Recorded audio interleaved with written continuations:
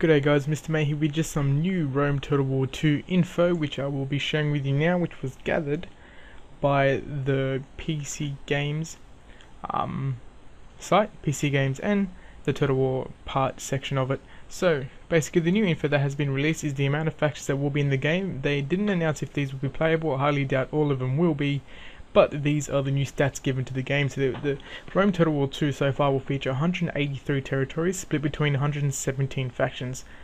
The battles will allow you to host approximately around 500 different unit types, 30 city variants, and about 70 kinds of buildings. Some of those nearly 200 territories will be accounted for the oceans. So you have some island cities and some things like that. Basically, the factions will play a huge role in the game with a zone of area control.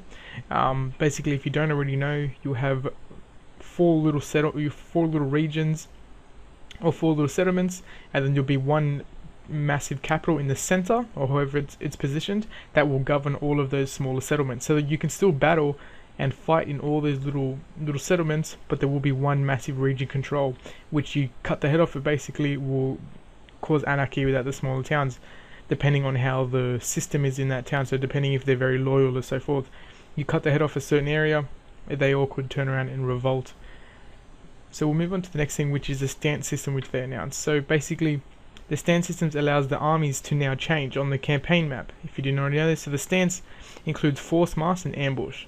So force march obviously pushes them faster. They can move on a further stretch instead of the limited time you have and movement speed you have. An area, you can now push them further, but that will lead to them being, if they're attacked on that same turn, it will lead to them being tied in the battle, and there is a possibility that you won't be able to move. You'll be penalized on the next movement turn, which means you won't be able to move that far the next turn.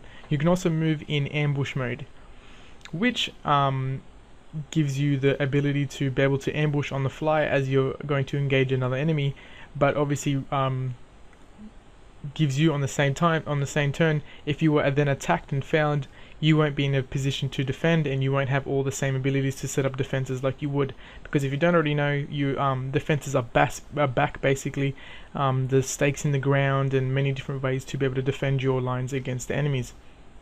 So they also bring up some things about the specs for Rome Total War 2. Like if you have heard in the Carthage demo, the developer there said that they are trying to scale it to the highest specs being the same as Shogun. They can't guarantee that for the highest specs, but for the lowest specs they're saying it's very, very scalable. They're saying they're even trying to make it work, believe it or not, for integrated graphics cards. I know Hephaestion himself would be pretty happy to hear that. So integrated graphics cards. Now none of this is 100% certain. The game is still in pre-alpha, or maybe alpha itself. Now it's been a while since they announced the game, and it's still got a lot more to do in terms of adding more graphics and textures to the game and the lighting and so forth. Now they're also saying that CPU usage is going to actually take a more of a back seat, but in terms of being more efficient for lower end PCs. Now a majority of people actually, believe it or not, are running, myself included, are running the i5. That's a huge standard at the moment. The i7 is still a bit out of reach for most people, so they're trying to make sure that the CPU usage is more on the efficient side. So I hope you guys are happy to hear about all this new information that came out about Rome Total War 2. So wrap up: 183 territories, 117 factions, 500 different types of units, 30 city variants, and 70 different types of buildings. Just to clarify to where this information was found, the PC Games End. This is all at a San Francisco event where some of the Creative Assembly developers were there, and they were asked some questions, and they were more than happy to expand upon that.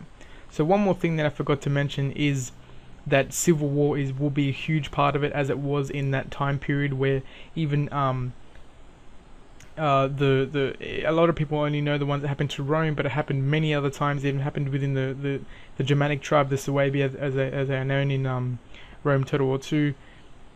You know, they had their own uprising. Their leaders were killed when they tried to unify the tribes, and then also obviously we know of the Spartacus revolt and the many other ones that happened throughout the Roman history. So thanks guys for watching this video. Please remember to hit that like button to subscribe for the latest Rome Total War info. Also, our first review is going up soon.